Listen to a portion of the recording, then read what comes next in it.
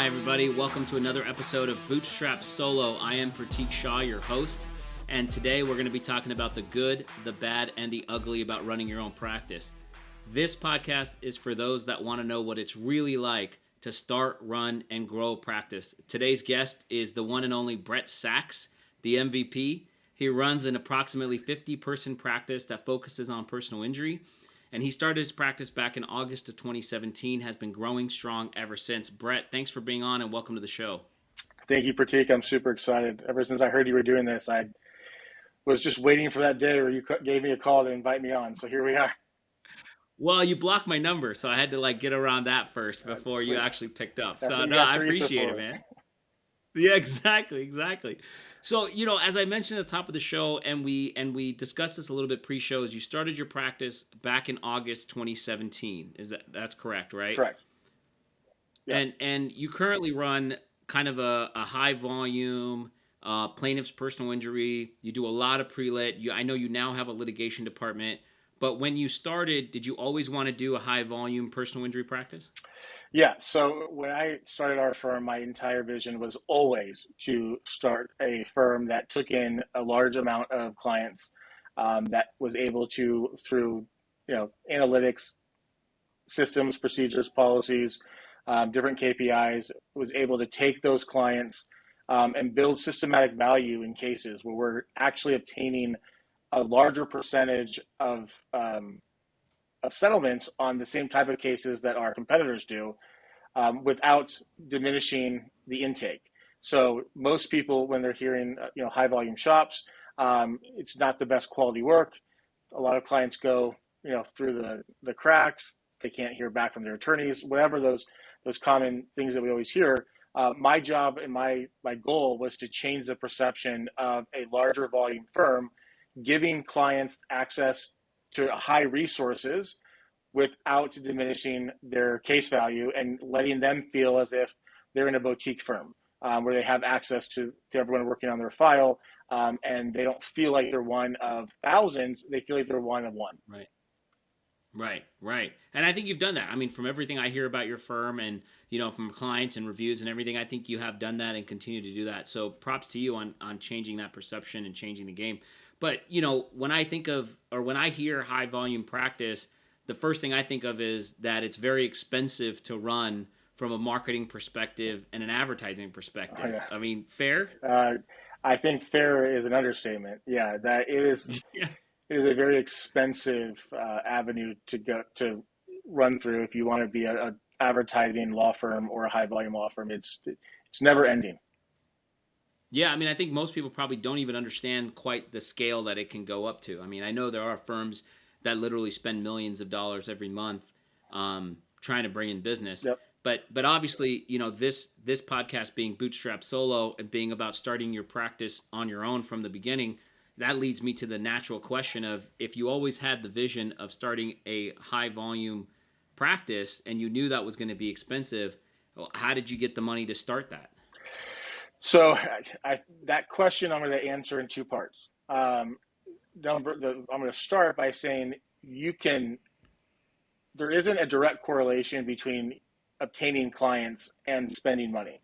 So that's what I want to start out with. But I knew that I would have to have some type of startup capital. And I didn't have a ton of money at the time. At the time when I decided to start the firm, I was working for a defense firm up in Glendale, making $80,000 a year. So if anyone out there knows what that's like, in California, it's not a whole lot. So there's not a lot of wiggle room there. But what I decided was that, listen, I spoke to my wife. My wife was being paid more than me at the time, as she deserved to. She's a better lawyer than I am, in my opinion. And we sat down, we talked, and we said, listen, I want to do this. And she's 100% supportive. And we decided to build our budget, our house budget, around her salary.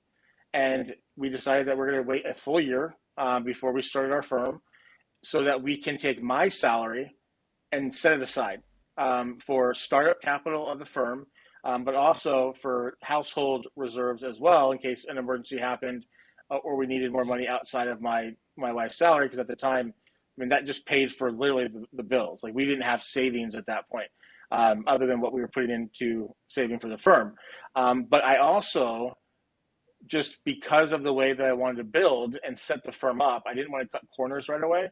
I wanted to have somebody there that could do some sweat equity. So I found a partner who we decided to essentially match contribution so that my efforts and his efforts together, in my opinion, created a very healthy starting budget for the firm. So we ended up agreeing on originally 20,000 each. So 40,000 total. And then a couple months into that, he got another bonus that was lingering from his old firm. So he decided to put that in. It was an extra 5,000. So I matched it. So a total of 50 eventually, but we started with 40,000 originally. But that's not enough to advertise with. Right. And I don't want anyone Right. to think that that is. It's a lot of money to start a firm. If you have that kind of money to start a firm, you're going to be completely fine if you do the right things. If you have less than that, you're going to be completely fine. It's just how you want to set up and how you want to position the firm to meet your goals. If you want it to scale, my opinion, like I did, is set up and spend some of your money on systems and procedures and equipment and technology so that when you get that first client, you know exactly what you're doing with that client from start to finish. And it goes into a system as if you had thousands of cases. That's how you scale something like this so that you don't have to pivot or make changes once you get 100, 200, 300 clients. You already have that system created, and that's what I spent my money on right away. It was motivation for me. It was a mental manifestation of success. So one advice that I got, one thing that I got really early on that was very helpful for me personally was spend your money on office space. Again, this is back in 2017. Things are a bit different with people and wanting office space. I still personally believe in-person offices at some point in your career. I like the fact that I have the opportunity to get up and go somewhere every day. For me, if I don't have that, if I'm going downstairs to my kitchen table or to an office in my house, I'm going to delay, right? I'm going to see my baby. I'm going to have a long breakfast. I might go get coffee. And by the time I get sitting down at my desk, it's like 11 o'clock. And all I had to do is literally walk downstairs. But if you have a place to get up to and go to every single day, it creates a motivation and a positive manifestation of success. You have something to work for. And I've always been the person that I'm going to put things in place to make me work harder. And seeing that little rent check go out every month motivated me to get money to pay that rent check. Yeah. So little things like that. And I spent a lot of my money on, again, technology. I had a case management software set up immediately. Some of my best friends still work off of Google Excel. And I'm just like, I don't understand how you run a practice, even if it's a boutique practice, off of Excel. Right. The amount of time I save using a case management program is I can't put a number to it. It's so vital to success of a firm. So those are the things that I spent most of my money on. And I didn't focus on spending my money on advertising because, at least in California, if you want to be an advertising law firm, you have to know what you're doing. And you have to know where you're going to spend that money or you're going to lose it. Because we're up against some of the biggest advertisers in the country spending millions of dollars a month. And when they see somebody who's scaling fast, trust me, it creates some targets on your back. So I wanted to start a firm, a high volume firm, without spending much money at all on the advertising and building relationships within the community so that when I did scale up, I wasn't necessarily a threat to them. It was more just like, hey, I'm here. I'm staying in my bubble. Don't worry. We can all be friends and there's enough business to go around. And I think I've been very successful with that. That's awesome. That's awesome. I want to kind of focus on something you brought up in the very beginning, is that you kind of sat down and had a conversation with Chelsee and said, hey, this is the vision. This is what I want to do. Was it her vision too in wanting to start a practice, or was she just kind of content in her job, which is nothing wrong with that. Everybody's different. No, at the time, her vision was to become the youngest partner in Bremer White's history. I can say that. I like Keith a lot, and I like Nicole. Yeah, Keith's great. I can say that's where she was working. And you know what? It's funny. She very was very close to succeeding. And before she got pulled away, but that's a different story. Her vision was to become a partner. That's what she wanted. That was what, law school taught you to do. She stayed in that system. Right. And quite frankly, like, I never had a vision of starting my own law firm. It happened because when I left the original firm that I was at to go to defense work, to be a real lawyer, to do the litigation aspect, I realized very quickly that I hated litigation, and it just wasn't my skill set. So when I went to Chelsee, no, it wasn't necessarily her vision as well, Pratik. It was just her being a very supportive wife and wanting me to be happy. Right. And so, and I think that's super important is whatever support system you have, having that talk with them and say, look, this is what I want to do, and this is what it's going to take. So you guys had to kind of change your lifestyle a little bit. Oh, we had to. Because you went from a dual income, you had no kids at the time, right. but you had dual income, you were living your life, to say, hey, we're going to pretend, we're going to kind of put in this parameter that we're going to live on single income for a year. That's not, hey, for 2 months, I got to save something, or for a quarter. That is for an entire year in your youth. I'm like, we're not going to spend this money, because here's what I'm going to do. I'm going to take all this money we saved. I'm not going to go buy us a house. I'm going to go start a business where I'm also going to make no money for a while, until eventually, hopefully one day I'll make some money. I mean, is that kind of how the conversation went? Yeah, I mean, that was it. And it's funny because there's so many people that discourage me from doing this. Like, people who I considered very close to me. I had family members who discouraged me. They didn't think that I could do this, that it's not smart. And I just kept saying, like, what's the worst that can happen? If I fail, I fail. I'm young. But having that one person, whether it be your spouse or a friend or someone, or even me, call me. If you want support, I will give you support. You have to have someone that helps motivate you to make you live your dream, because the negativity surrounds you so quickly. And you will be negative a lot of times during the building of a firm, because there is a lot of ups and downs, and you have to maintain that positive mindset and have that support system, or you're just going to fall into the same category of people closing shops up, in a year or 2 years, and going back to work for somebody else. So it's important to maintain that positive focus and rely heavily on that support system, whatever that is. Yeah, so let's talk a little bit about those ups and downs. So you save all this money, you adjust your lifestyle, you say, okay, we're starting this practice, take 25 grand, you and your buddy say, hey, let's put it into the practice. August 2017, you open your doors. What do you do day one? So day one, I build desks. I got office furniture, and I'm sitting there, and if you know me now, you're probably laughing at the thought that I would be sitting there in like sweats in the summer of Santa Ana, building a freaking desk for me to sit at. And I can tell you, it stood up for a while, but it did not make the move to the next office. It crashed. That was not up to code. No, it was not up to code. But what I did is I sat at my desk, and somebody taught me early on, make sure that your schedule is filled. If somebody asks you to do something, you absolutely say yes. Do I want to go to lunch? Yes. You want to get coffee? Yes. You want to go to this meeting? Yes. You want to meet this person? Yes. It's always yes, yes, yes, yes, and yes. So it was filling my day-to-day calendaring, and it's finding meetings, it's finding other law firms, it's helping to reposition my website. Like, I made the person building my website give me access so that I could change the colors, or I could do this or tweak that.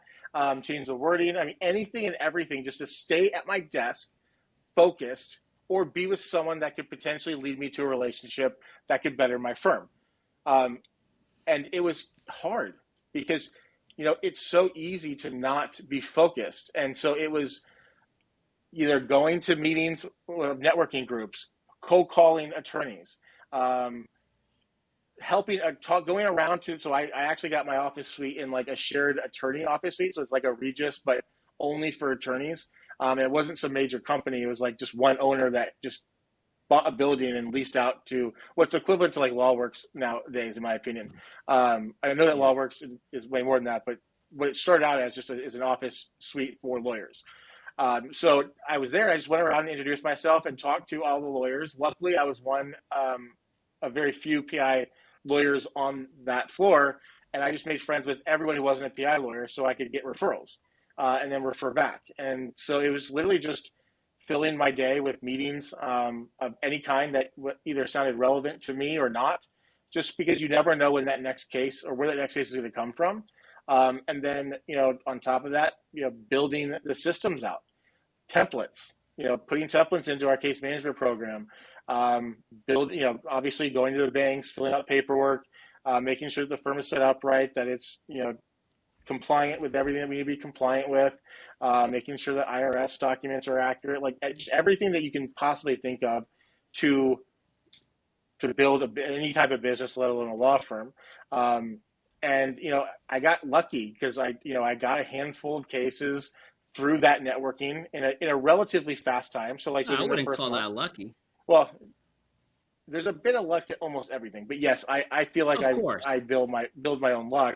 And then I obviously worked on those cases. I bothered those clients every day. I checked up on them. I created a great rapport and establishment. But it was really just building out my policies and procedures, building out handbooks for employees I don't have, right? So that if anyone, for whatever reason, had to jump into my seat, they would be able just to take what I have and go with it.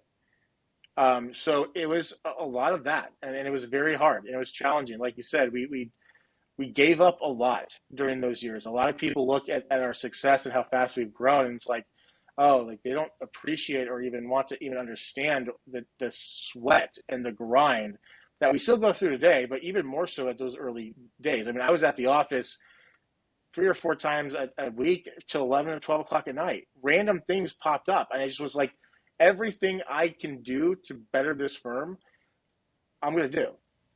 And, I was taking client meetings. I was driving to freaking Corona to pick up a client if I absolutely had to. Whatever I had to do, I was going to do. And like I said, we gave up a lot. I had this, I sold my car. I had a Mercedes at the time. I sold that. I got a 10-year-old car to drive a beater to drive around in. It was a tough time. So I don't want people to get discouraged, but you have to want that. You have to want that, right? And I think that's super important is that, everybody that wants to run their own practice should start their own practice, but they should go into it with open eyes, understanding that it takes time. And at some point you will turn a corner, ideally. Obviously you did, and that probably brings me to my next question is you started in August of 2017. When do you feel like you finally turned that corner of, hey, all this hard work, sweat, tears has finally turning into what I want it to turn into? And I know that, we've never reached the pinnacle. We're always moving forward. Of course. But at some point along this journey, you realize, okay, we've got something here. Yeah, I think that was around the end of the first quarter of 2019. 2019. Yeah, okay, so almost 2 years, a year and a half. About a year and a half. When I finally realized we're getting somewhere, and we're building traction, and it was a little bit less of the when's my next settlement going to come in to pay my bills, and a little bit more of, okay, I can project this a little bit better. I have a continuous, minimum monthly income coming in, and there's some growth going on. And I felt like that was when I felt even a little bit of relief in knowing like this is the start for me. This is where I really can say we're going somewhere. So you mentioned something in the last answer about, having to sacrifice some things and sacrifice the way you lived your life. We talked a little bit about, adjusting down to one salary. You talked about in selling your car. I mean, what would you say was probably the hardest moment from when you started your practice till when you felt like you were turning a corner? Oh man, that's a great question. I really think that it was watching. It wasn't one moment. I think it was a moment that arose multiple times over and over again, and it was that whole keeping up with the Joneses mentality, not just in finances, but just in like life. All of our friends were, who didn't go to law school, had been out of college at that point for almost 10 years. They had an established career of whatever industry they're in. They're making decent money. Some of them don't live in California. They're all traveling. We're giving up vacations. We're giving up, even going to like a wedding was hard for us. We could barely afford plane tickets. We had to be very strategic. We when there was family events, we had to drive instead of fly. It was nuts. And really like not being able to buy a house was very, very tough on us, especially for my wife, Chelsee, because, we were doing this for quite some time. I mean, people don't know this, but I recently was able to buy my house. Like in 2020 was when I first bought our house. And so I was doing that for years, living in an apartment that's 1,100 square feet. And it's funny, actually, what really motivated me to buy a house was we were hiring like our ninth person at the time, and I got her address, and I'm like, oh, you live in my complex? Maybe it's time to go and buy a house. But it was not. It was just a hole, an ideology that I felt like we kept sacrificing ourselves for other people. I remember when we hired our first employee at over $50,000 a year. Chelsee and I talked about it for a very long time, and ultimately, I'm glad that I won the argument or the dispute, because it was one of the reasons why we are where we are today.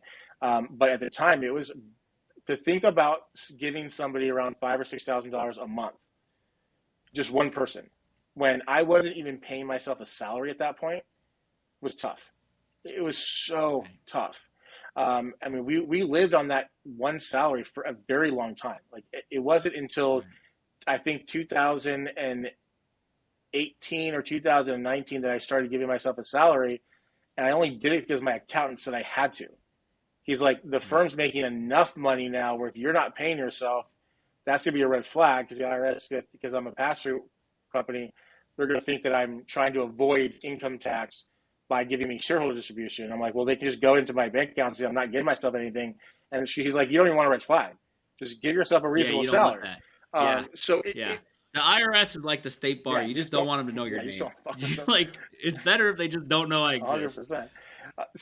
I think that, again, it's hard to say. It wasn't one moment. It was just a continuous drive of believing that this is going to work. And it was a lot of conversations with Chelsee saying, babe, we're going to be hurting until we're not. And it's just going to feel as if it's overnight. But it's like we're going to look back and it's going to be all this hard work is paying off. And again, like you said, you never really feel like you've ever really made it, in my opinion, if you're doing it right. And so, we still have a long way to go. But those early years of sacrificing and putting our life on a hold as a whole was probably the toughest part of this. And I think it's really interesting what you said, because we talked about, the conversation you had with Chelsee of, hey, we need to go down to one salary because I want to save up to start a practice. But that continued. Mm-hmm. That wasn't like hey, okay, I started my practice, now I'm making money. You started with 0 clients. Is that accurate? Correct. Yeah, so you said, hey, Sachs Law is open for business, but we got no business. Yeah. This is where we are. Exactly. And then you start hustling up some cases, shaking hands, doing all the networking stuff to get some business, and you're moving forward. But then it wasn't for it sounded like almost a year until you took home a salary, even more than that, because it was like end of 2018, you were saying, so a year and a quarter, so almost 5 quarters. So it went from a year of saving money on a single salary to another year and a quarter of not making any money. So almost a little over 2 years of not taking home any money, essentially, before you're like, okay, I'm going to pay myself. And I know how it works when you've got the pass-throughs. When your accountant says you got to take something, that doesn't mean you're taking home $200K. Right. You're taking home like $65K. Yeah, I think it was, just to not get taxed like crazy. I think it was a $50,000 salary at first. Yeah, exactly. So I don't want people to think like, oh, your accountant said you got to take home money, so you took home $250,000. Like, no, that's not how it works. I mean, that still isn't my salary today. So right, of course not. Yeah, it shouldn't be. Yeah, and so you're growing. Okay, so your accountant says, hey, you got to take this 50, 60K home so you don't get red flagged,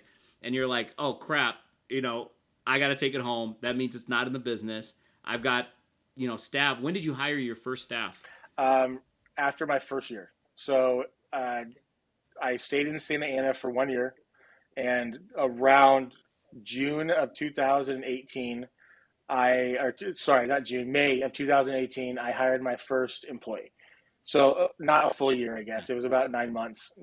Yeah, close enough. Yeah. And then she didn't last very long, unfortunately. And then I believe that we had, by the time 2019 came, I'm almost positive, and I should have looked back at this, I apologize. I think we were up to two, three, four, 8 or 9 people. Wow.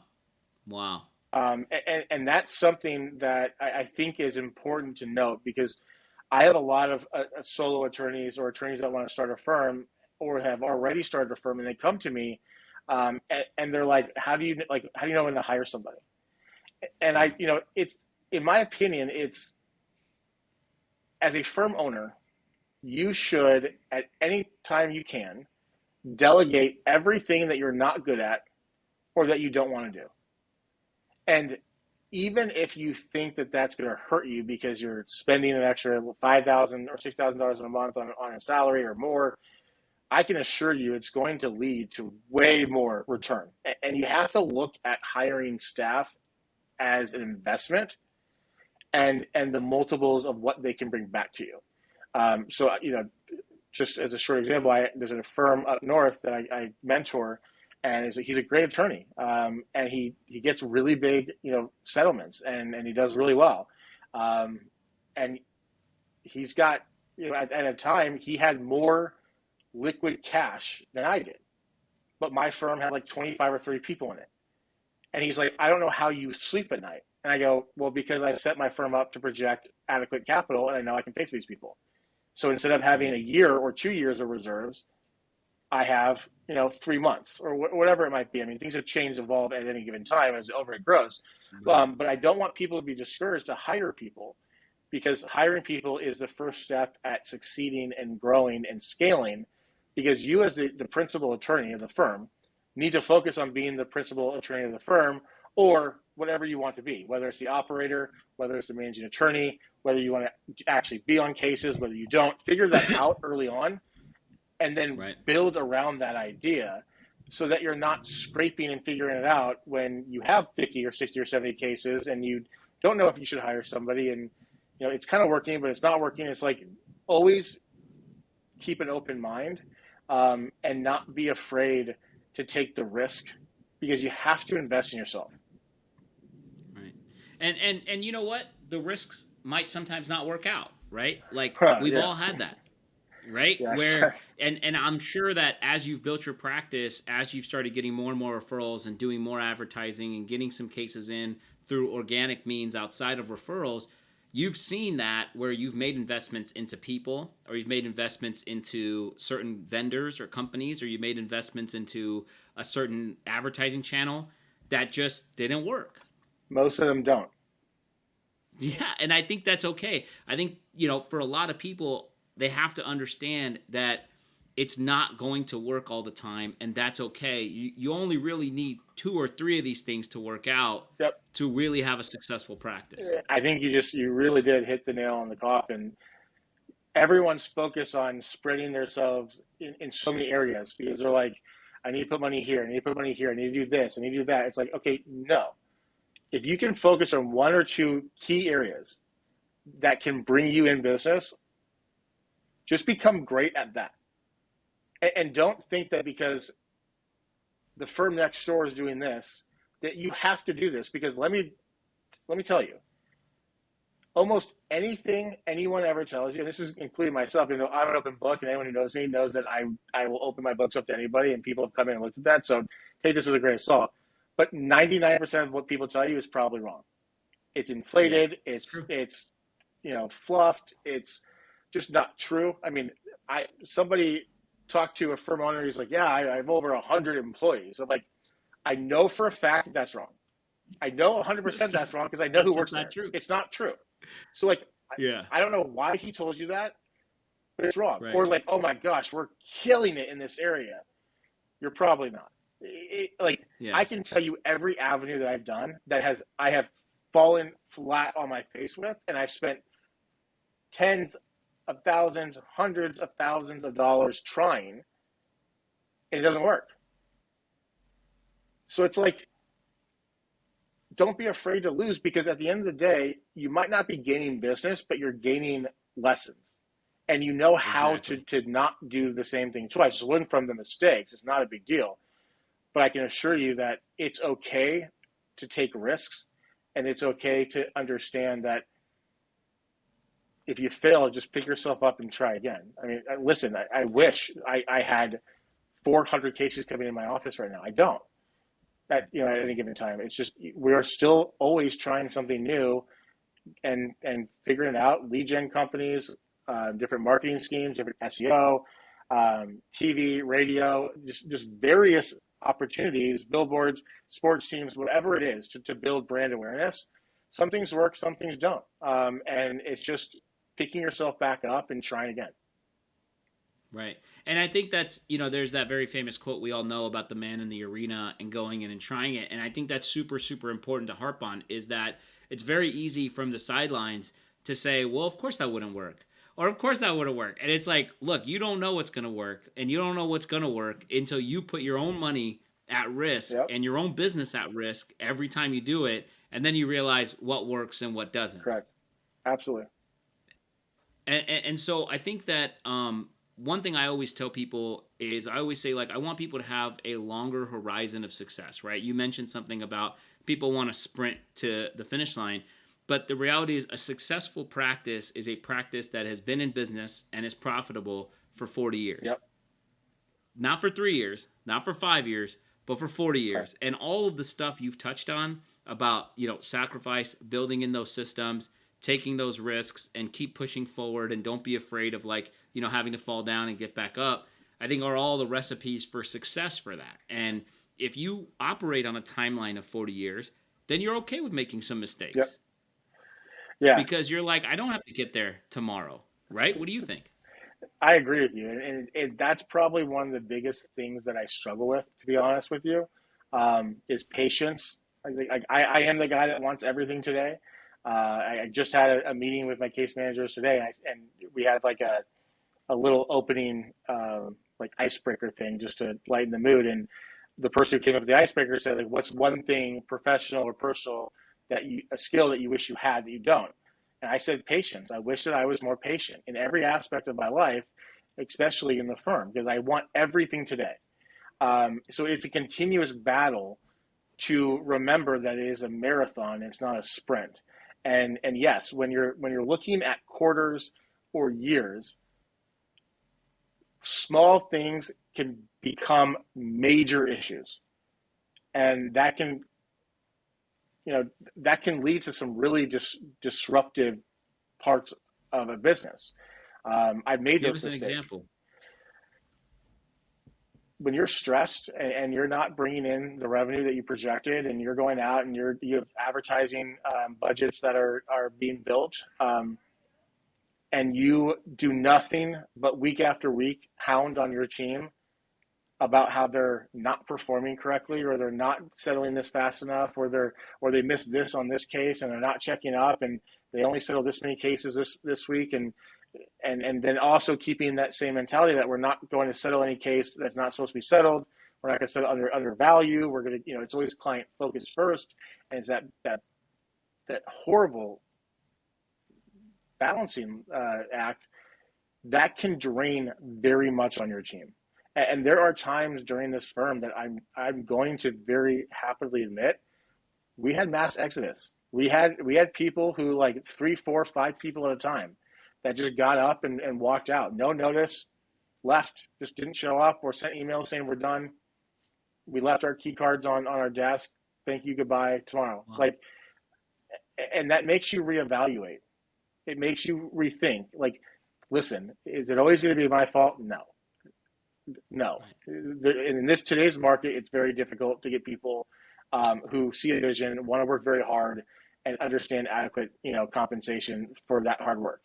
But when things happen where, people come to you and they're at their wit's end, even though you're like, well, I give you the best, you're getting paid the best. You have this. We have 5 different types of coffee in my office. We have health drinks in my office. I have snacks and food, and you can literally never leave my office and be completely fine every day, all day.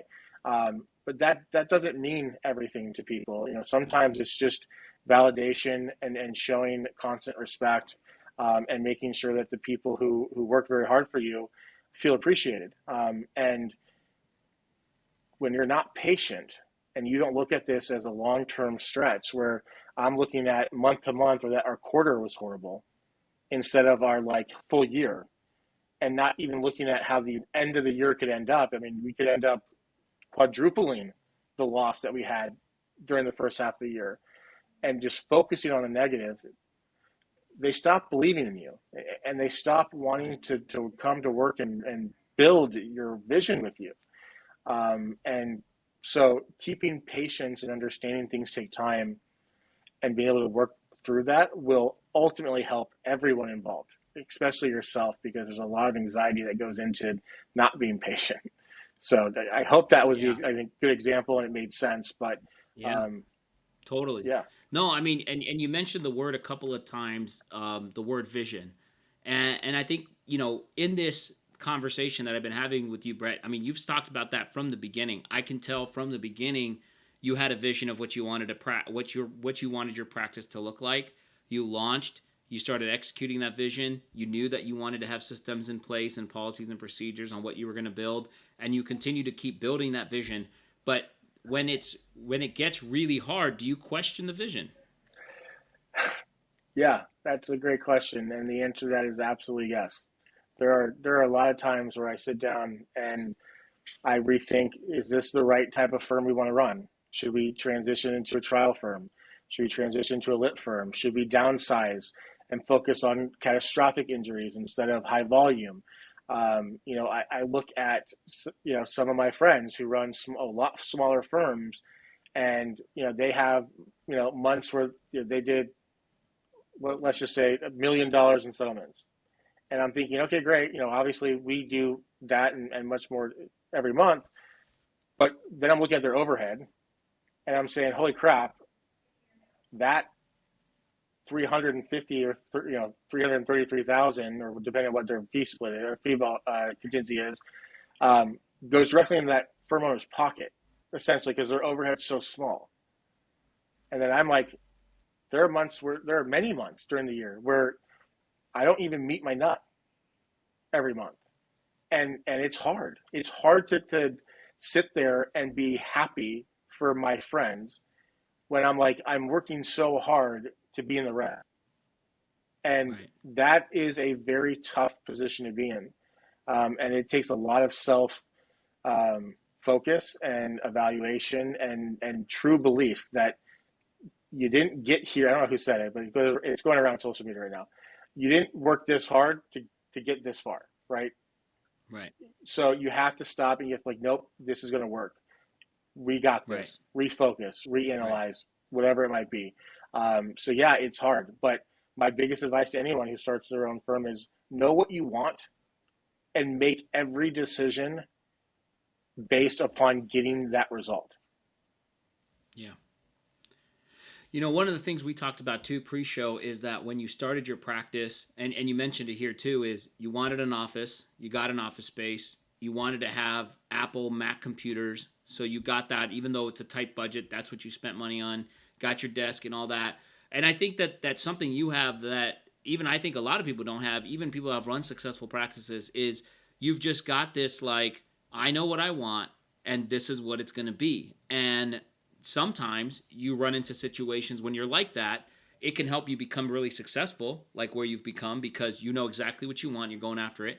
But sometimes you run into those walls where you will have people, 4 or 5 people quit at the same time. Or you may have, people say, I don't want to do business with you anymore because I don't like the way you do business. And what do you say to that? Has that happened? Yeah, no, it does happen, totally, and that's the reason why having the vision helps, because in times of stress and anxiety, and in those lower moments where you sit there and you kind of scratch your head like, how am I going to get out of this? Believing in your vision and having core and key people around you that also believe in your vision means that you really can't focus on the negative. You just have to pick your pants back up and say, I can't fix what just happened. I can't change what just happened. The only thing that I can focus on is how am I going to react to it? Because I can't control someone else's thoughts and I can't control their actions. I can only control how I react to that situation and how do I move forward from it. So whether it's diving in and having to do things that I don't normally do, whether it's, case evaluations, settling cases myself. I have a really good leadership team. A lot of times they jump in and take caseloads over when that happens, and they retrain and we build out, and you focus hard and you come up with solutions to the problems that are presented to you instead of dwell on them. I have this rule, like, you got 5 minutes to cry. Go cry, do whatever you need to do to de-stress. 5 minutes, then look yourself in the mirror and say, you got this. You are blessed to be in this position, having to make this decision, because there are thousands and thousands of people that wish they were even presented an opportunity that gets screwed up to fix. That's right. And having that mindset every day is the only way you're going to get through these ups and downs. I love that. Okay, a couple of fun questions for you. When you finally turned a corner and you were able to go back to Chelsee and say, okay, I'm taking a salary. We're rich now. I took my $50,000 salary. When you finally, really financially, got there, and I know we're never there, but when you finally got to the point where you're comfortable, what was your first, okay, I'm buying this for me because this is something that I've been wanting to have for a long time? I know you're a car person, so maybe it was that. It was a car. It was a Range Rover Sport. Nice. And it was a big thing for me because one of the things that my initial partner, which I don't even know if we brought up, it was because we brought up the capital. My initial partner wanted from day one is when are we going to be able to put the cars through the business? I'm like, well, when we have money to pay for the cars. Exactly. We can't. It's not free. Yeah. He's like, what's the tax write-off? I'm like, you still have to have the money to pay for the taxes or to pay for the write-off. You got to make the monthly payment. It reminds me of Schitt's Creek. It's like, it's a tax write-off. What's a tax write-off? Who's going to pay for it? I don't know. The tax write-off guys. So when I was able to do that and put it through the company, it was like a I got it moment. And it's funny too, because I mentioned the statement. It came from my dad. When my dad saw the car, he goes, that's aggressive. And I was like, yeah, but it's a tax write-off. And he goes, okay, but you have to have the money to pay for it. I'm like, Dad, I'm good. I got it, thanks. But it was that. And then I bought my first nice watch after that. And I made sure that, because again, these days we didn't have TikTok and Instagram the way we do now, right? It's evolved. It's everywhere. And we've touched on this all the time. You and I talk about this all the time. We're surrounded with these wannabe business owners or these gurus that are selling classes out of their apartment. Saying things like, you shouldn't buy this, you should buy this. This needs to come out of your passive income, not your active income. It's like, dude, shut up. All that shit. No one knows what the hell you're talking about. You don't explain it correctly. No one understands that. And what we were saying too is a lot of people are so eager to be business gurus, they forgot to build a business first. Exactly. That's what you said. They went straight to TikTok guru school. 100%. And they jump on, and it's so bad. Some of it is just so wrong. At least in my opinion, I'm just like, that is just not right. Exactly. So it's funny. People think oh, you started doing well, you went and bought those materialistic things, and again, to some people, it is materialistic, 100%. Yeah. But you know what? I have one of my best friends from high school. We're very opposite people, and he's into camping, and he's into yoga, and all. He lives up in San Francisco. I think that's all we need to say. But he spends the same amount of money on stuff as I do. It's just different stuff. It's just different stuff. He would rather go to a restaurant and spend $1,000 on some crazy dish out of the deep Pacific Ocean, this rare puffer fish that no one can eat unless you cut it the right way, or else you're going to die. Then buy a nice car. That's just how he is. So it's whether it's a house or a car, or it's clothes, or it's investments, whatever it is that you spend when you feel like you've made enough money where you can splurge a little bit. The one thing I do recommend is make sure it's something that you appreciate and that you love, and that you're getting it for yourself. If you buy a car so that you think other people are going to think that you're cool in it, it's never going to make you happy. You got to buy, and trust me, I've bought a lot of cars that I thought was going to make me happy, and within months, I'm like, no, this car is not going to make me happy. And all my friends know me whenever I get a different car, they're like, and how long is this one going to last? Yeah. But if you know that you're buying it for yourself, you're not, in my opinion, whether it's from passive income or active income or Whatever. make sure that you're happy. You live once, right? And that's exact. I think that's great advice. Is that make sure you're doing it for yourself, right? Like, if the reason is because you want to show it off on Instagram or whatever, that's the wrong reasons, right? Unless that's what makes you happy, like, then so be it. But make sure it's what you are into, and you're not doing it because some magazine or some TikTok person told you that this is what successful people do, right. and this is what successful people look like. Make sure it is what makes you happy and gives you that sense of satisfaction of, hey, I've made it, this is for me, I enjoy doing this. 100% I agree with that. So let me ask you this now. We talked about a lot of things here, but someone comes to you, and I know you mentor a lot of young lawyers, but someone comes to you, hey, Brett, I want to start my own practice, and I want to run a high volume practice, kind of like what you do. What do you say to them? I ask them what systems and procedures they have in place. I ask them, if you had a client today, what do you do with the client? Because if you're going to build a high volume shop, it has to be scalable from day one. No questions asked. And if they don't have that answer, they're not ready. I'm willing to help and teach them what that answer should look like.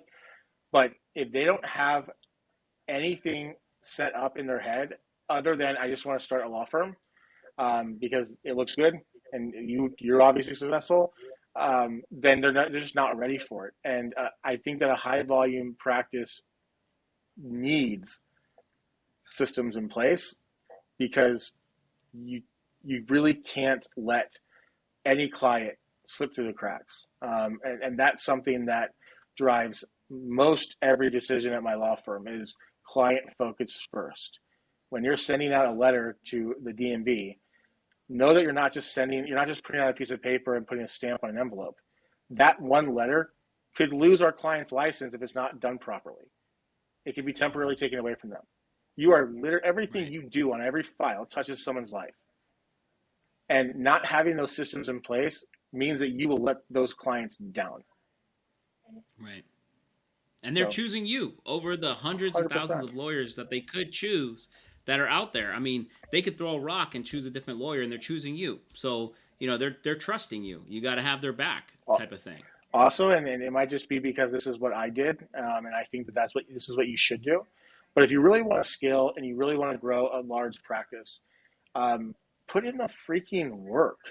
Like, it amazes me that I see people who start their practice and you're within the first 6 months, and I'm seeing them on the golf course, like 4 times a week, and I'm like, okay, I get wanting to network. Right. I totally understand Right. that, and then I see them at every single event you could possibly have, no matter where in the state it Right. is. San Francisco, LA, San Diego, Orange County, they're everywhere. And I go, how do you have time to be at Right. everything? Like, are you a practicing lawyer or are you just a networker? And it's fine if you're a Right. networker, but then don't tell Yeah. me that you're a law firm owner, because you're just That's you're right. just not. That's right. Like, I'm Right. in the office 95% of my life, or I'm literally doing something that's directly relating to the growth of my firm. That's right. So put in the sweat and put in the equity and work your ass off for a couple of years to gain the benefit. Even in this world of being able to work remotely and being able to set up systems and everything's cloud-based and you can literally work from the pool. Just because you can work from the pool doesn't mean you should. Because if I'm at the pool, I'm not focused on my client. Like, that's just my personal opinion. Right. There are days where you can go work from the pool. Like, if you're on vacation and you want to work, great, that's awesome. But your norm shouldn't be that relaxed state of mind. In my opinion, the norm should be grind hard, work hard for your future and for your family's future, and then the rest will come. I think that's great advice. And I think there's a mentality shift that you're talking about, is that there's a lot of folks that, as they've worked a lot of jobs coming up when they're younger, is they've gained the mentality of, what is the least I can do to get out of this week and get to the weekend? We know those people. right? We know those Yep. people, right? They've worked for us, we've worked for them, they've worked with us. We know those people. And I was like that too when I was 16 and 17 stocking shelves was how do I do the least amount of work Yep. to not get fired? And then there has to be a mentality shift, which is how can I get the most out of this week? Yep. Right? What's the Exactly. most I can get done in this week as opposed to what's the least I can get done? And that mentality shift is an absolute necessity Hmm. in being successful in your career, being successful in your business, and building the life that you want. Yeah, and it's funny when I'm mentoring like early on solo practitioners, I always like to ask them, "What's your favorite time of the day?" And I get a variety of answers. What I think is the best response is either super early in the morning or after 5 o'clock at night, and then I ask them why. And those were my favorite times of the day because those were the days where I didn't have anyone bothering me and I could focus 100% on work Mm-hmm. and growth.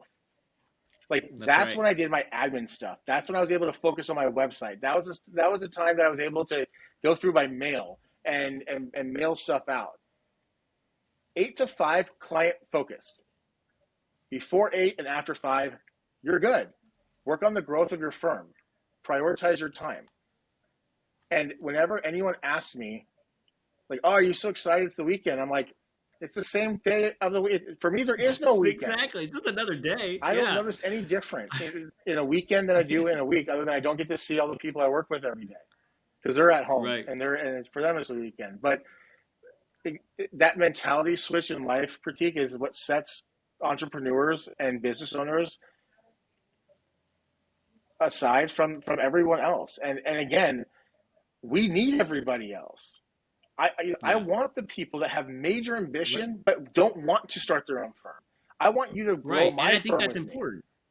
Yep. Yeah, I think what you said is super important is that you have to realize that, I know, we talked a little bit about the TikTokers and the Instagrammers that want you to believe that everything is easy and it just really isn't. And that's part of the reason I started this, right? We talked about that before is that I want people to if they want to do it, I want them to be encouraged to do it, but I want them to see it with open eyes as to what it really takes and how it really does consume you. And it's going to consume you. Yep. And if it doesn't, it's a tough game to win, and the ones that win are going to be the ones who let it consume you. A And hundred so if you percent. don't want it to consume you, which is perfectly fine, I get it, my wife does not want anything to do with the business, and the last thing she would ever want to do is start a business.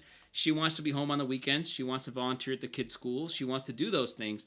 And I'm glad that she wants to do that because I just want to work on the business all the time. 100%. And it's interesting. Like we, you owned a firm, and then you start a business, and it's like, and you can probably edit this part out. And I think you're starting another business, but you're constantly thinking about the next step, Yeah, how you can grow, always. not just personally, but also in business, how you can better the companies that you're working on and building, and how you can potentially build other companies to better solutions with that problems that you arise by building your other companies. Mhm. Those are the people that are going to win all day, every day. And it's interesting to see these days because of technology and what's being out there that people think they can just get by, and it's almost as if they believe that the world owes them something because they woke up that day. Right. It's like everyone saw that Matthew McConaughey um, speech when he won some award, Yeah. and he said Yeah. you know a mentor of mine came to me and asked me three questions. Who's your hero? I don't even remember it, but long story short, it was him basically saying my hero is always me 10 years from now because Yeah. it's something I can't ever obtain, and it's something that will always allow me to reach for something bigger. And Yeah. I love that mentality because you're always trying to grow yourself, and if you're never looking back inward to be better than you were yesterday, then you're never going to win. And don't Yeah. compare yourself to anybody else. Compare yourself to yourself. That's it. Where were you last year? Right. You figure out your vision, right? It's kind of like bringing back to that thesis of what we've been talking about is you win when you execute your vision, whatever your vision is. It's not by any other standard than what you set for yourself. Exactly. And again, don't listen to people spending their time on social media. In my opinion, there are people that are obviously making money on social media, but if you think about this as a long-term play, social media comes and goes. The ways to make money on social media comes and goes. They change algorithms, they change this, they add new platforms, they take away platforms. Eventually, there could be regulations on it. Like, who knows? And if your game plan is in something that you can't control, then just be very, very careful of who you're getting your advice from. And it's like every month I see like a new type of like way to become rich overnight. Like now people are like, you don't even need to buy houses to rent out. You can go rent houses from somebody else and then talk to that person into putting it on Airbnb. And it's like, huh? Like, what are you talking about? So you're going to rely on someone else owning a property that can take you away from that at any time, and then you're going to use that as your passive income to buy your sports cars? That can be taken away from you at any time. It's not truly passive. What are you talking about? So it's just be careful of what you're learning out there and keep an open mind, because if you are comparing yourself to somebody else, you're number one, you're never going to succeed and make yourself happy because you're always chasing someone else's dream. Right. And you don't really know what's happening under the hood, right? Like you can't do it. It's because it's not an accurate representation of what they're dealing with and what they're going with. You just gotta have your own thing, and and I think you've done that. I think you've built a phenomenal firm. I've seen the work product come out of there. It's very, very high quality work product. You're amazing. Chelsea's amazing. We love your whole team. So, I think with that, we're gonna kind of wrap up. Brett, any final words for the listener? Yeah, there's like 6 of them only, by the way. Well, but go ahead. You got another one from last week. That's awesome. Yeah, exactly. I think the only advice or the last closing argument, or whatever you want, the last thing I want to say, edit this out, Teresa. Let's start this part over. Yes, the last thing that I want to say to listeners is never give up on your dreams. Always believe in yourself and invest in yourself first before you invest in other things. And 2, if you ever have questions, concerns, comments, or you're having a bad day, get my information from Pratik and I'll be there for you, because people are there for me. And without those people, there are some days that like I don't even know what I would have done. And so it's important to have great support avenues. And I can say that you, Pratik, are one friend that I know I can always, rely on to be there for me if I feel discouraged, or you're always there to cheer me up. And I appreciate that. And we have a great, group of attorneys and friends that we can do this, and people outside the industry. And, Teresa is your chief marketing officer, I believe. Sorry if I incorrectly put the title on. She also owns one of the greatest marketing agencies in the freaking profession. And she's one of those people too. And that's the best part about what we do, and is what I encourage your listeners to do. Work with people that you love to work with and that you can be friends with outside of the job. That'll make this all better, and it'll make it so much more fun, because I get to surround myself with people that I love each and every day, and it allows me to keep that positive mindset and keep that vision at the focus of where I'm looking every day. I agree, and I feel the same way, Brett. Thank you so much. And thank you, all of you, for listening or watching. We'll see you on the next episode of Bootstrapped Solo. And remember, just because guys like Brett make it look easy doesn't mean that it is.